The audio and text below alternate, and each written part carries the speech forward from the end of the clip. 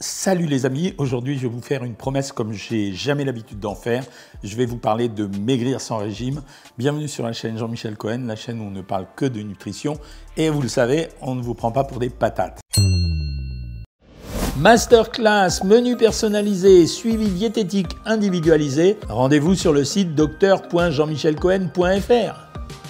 C'est une phrase qui marche à tous les coups parce que quand vous écrivez un livre ou quand vous parlez de maigrir sans régime, qu'est-ce qu'il y a dans votre imaginaire? En fait, dans votre imaginaire, il y a je vais rien faire du tout, je vais rien changer et en fait, je vais pouvoir maigrir quand même. En réalité, c'est pas comme ça que ça se passe. Je vais surtout vous donner quelques trucs qui vont vous aider à commencer à être au régime ou à être au rééquilibrage alimentaire de telle façon à ce que déjà vous puissiez régresser en poids sans avoir grand chose à faire. Numéro 1, le plus simple, celui-là vous le connaissez, c'est pour ça que je l'évacue tout de suite, évidemment c'est faire du sport. Pourquoi faire du sport? Parce qu'à partir du moment où vous augmentez votre dépense d'énergie, même si vous ne changez pas votre consommation d'énergie, vous allez créer ce déficit calorique qui fait que vous allez puiser dans vos réserves de graisse pour alimenter votre corps. Et vous avez vu que j'ai mis un petit bémol, simplement parce que si vous changez votre alimentation et que parce que vous faites du sport, ce que vous me dites de temps en temps, vous avez monté votre alimentation, c'est-à-dire que vous avez plus faim et vous mangez plus, ça ne marchera pas. Juste, je m'arrête pour vous dire faire du sport. Ça ne veut pas dire s'exploser, faire des sprints, etc. Faire du sport. Avec 40 minutes de marche tous les jours ou tous les 2 jours, ça suffit largement. Bon, les gens ils vous disent toujours les trucs bateaux, faites votre ménage, votre jardin, blablabla. Bon, on ne le fait pas, mais disons que faire du sport, ça commence vraiment par faire de la marche. Et d'ailleurs, je préfère la marche ou le vélo à la natation. La natation, l'eau porte le poids du corps, donc c'est moins efficace. Deuxième truc, vraiment important cette fois-ci, il faut s'assurer d'avoir un bon sommeil. Alors pourquoi? Je vous donne l'explication.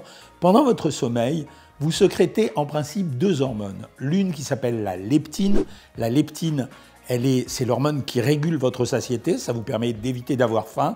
Et une autre qui s'appelle la gréline, qui augmente votre appétit. Quand vous dormez bien, vous sécrétez de la leptine et vous ne sécrétez pas ou peu de gréline.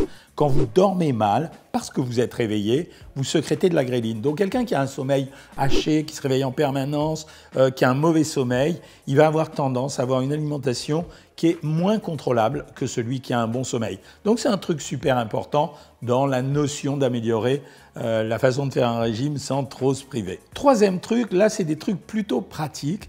Vous connaissez cette histoire, c'est-à-dire vous traînez dans la maison, il fait mauvais, à la télé il n'y a rien du tout, sur YouTube vous avez déjà vu toutes mes vidéos sur ma chaîne et vous allez tourner et finir à un moment donné dans la cuisine et puis vous allez avoir la tentation d'ouvrir un placard.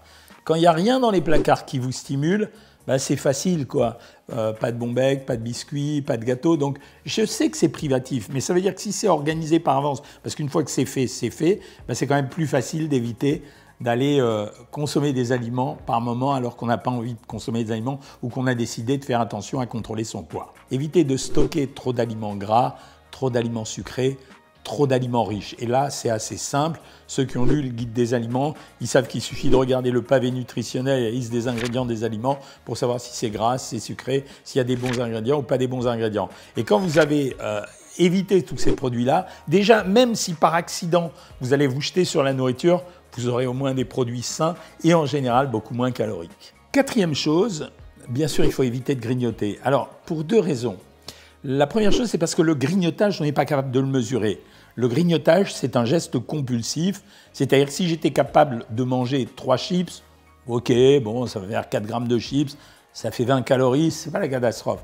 Mais le problème du grignotage, c'est que c'est un acte compulsif et que ça veut dire qu'on ne va pas pouvoir arrêter. C'est pour ça que je préfère qu'on demande aux gens d'avoir déjà des aliments prêts au grignotage. Et ça, c'est le 5e conseil. Ça veut dire que vous êtes obligé de stocker dans votre réfrigérateur les produits de bonne qualité. Donc moi, par exemple, je vous conseille d'avoir toujours dans votre frigo des yaourts.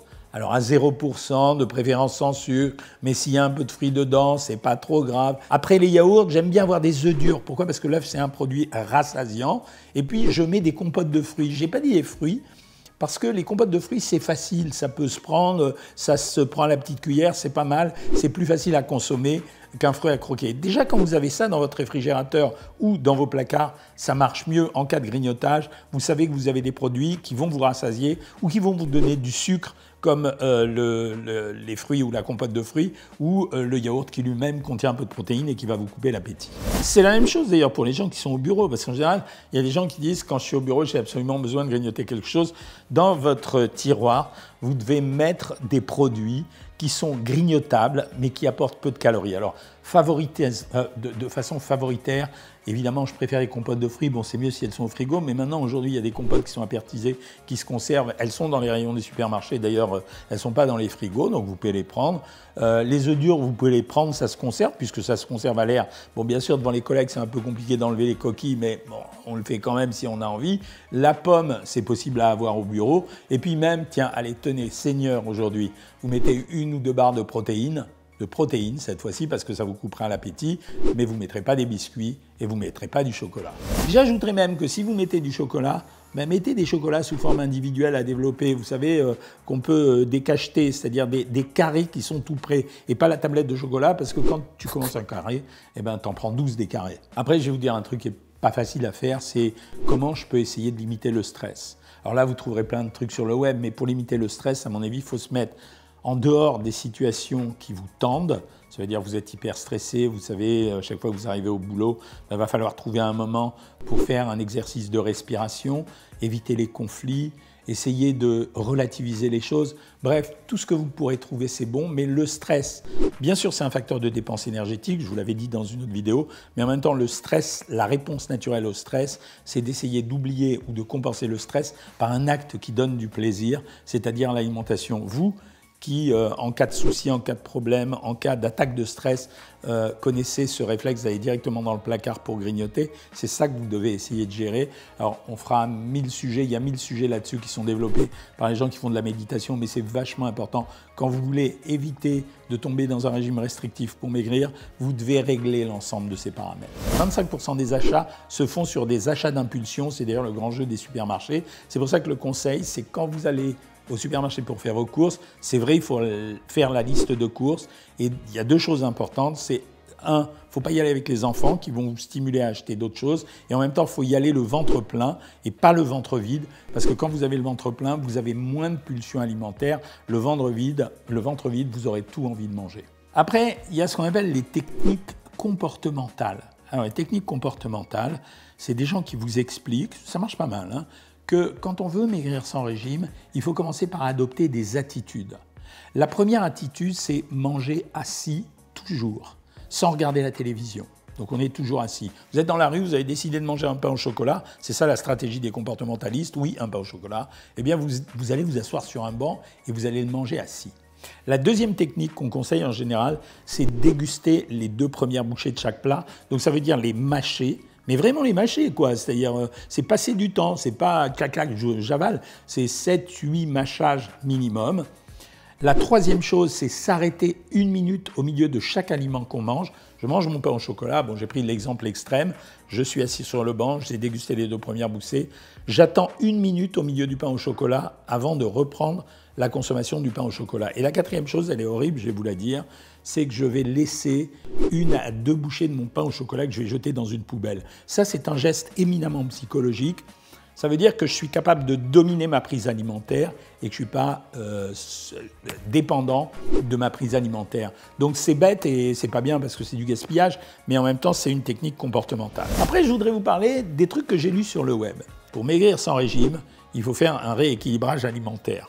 Et là, je me suis dit, OK, je vais faire un rééquilibrage alimentaire. J'ai lu le truc sur le rééquilibrage alimentaire. Alors, il disait, vous allez manger que des produits pas gras et pas sucrés. Vous allez manger que des bonnes huiles. Vous allez manger à horaires réguliers. Bon, enfin bref. Et vous allez manger moins que ce que vous mangiez auparavant. Ok les gars, c'est pas ça un rééquilibrage alimentaire. Un rééquilibrage alimentaire, c'est manger les bonnes proportions des aliments pour assurer à son corps d'être en bonne santé. Et ça ne dit pas 2 choses. 1, quelle est la nature des aliments que vous mangez, ni la quantité des aliments que vous mangez, ni éventuellement ce que vous mangez entre les repas. Donc le rééquilibrage alimentaire, c'est un terme chic qui a été inventé pour cacher le mot régime, mais je vous le répète comme d'habitude, Il ne peut pas y avoir d'amaigrissement si on n'arrive pas à piocher dans ses réserves de graisse. Et la seule solution pour piocher dans ses réserves de graisse, c'est quand on manque d'énergie que nous a apporté l'alimentation pour pouvoir fournir tout ce dont notre corps a besoin. Donc clairement, quand vous faites un régime, il doit être équilibré. Ça, c'est imposé, c'est ce qu'on fait toujours sur Savoir Maigrir. Mais par contre, il opère une réduction énergétique d'environ 500 calories. On n'est pas obligé de le faire d'un coup. Ça veut dire qu'il y a des gens qui ont besoin d'une adaptation progressive avant d'arriver à ça. Mais en tout cas, c'est ça. J'ai lu un deuxième truc, c'est boire beaucoup d'eau. Et ça, c'est une connerie monumentale. Ouais, je suis cash. Pourquoi c'est une connerie monumentale? Parce que l'eau, elle s'évacue très très vite. Elle ne sert qu'à remplir l'estomac et à donner une sensation de satiété parce que ça appuie sur le nerf vague qui déclenche un signal contre la faim. Mais ça dure l'espace de quelques secondes, donc ça ne marche pas de boire beaucoup d'eau. Et j'ai lu une troisième connerie, c'est consommer des probiotiques pour éviter de manger trop. Alors, sûrement que dans le futur, ça marchera. Sauf qu'aujourd'hui, les probiotiques, on n'est pas capable de savoir leur action exacte sur ce sur quoi on veut agir. Donc ça reste totalement empirique. C'est développé par des gens qui veulent vendre des probiotiques à prix d'or. Je vous rappelle qu'il y a 2 probiotiques que je kiffe particulièrement. L'ultra-levure, qui était un des produits les plus simples qu'on donnait depuis 100 ans.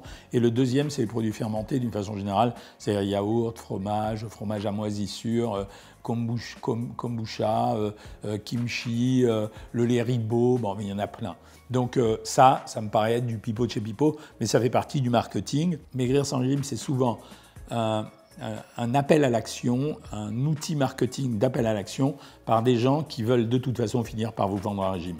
C'est comme ça que j'ai vu les choses jusqu'à présent, donc faites gaffe et mon boulot c'est de vous prévenir de ça. Bon, classique, si vous avez aimé cette vidéo, alors je sais que ça se fait, vous likez, vous partagez, vous abonnez, vous posez vos questions, vous me donnez des idées et vous laissez vos commentaires et moi je vous dis à bientôt les amis.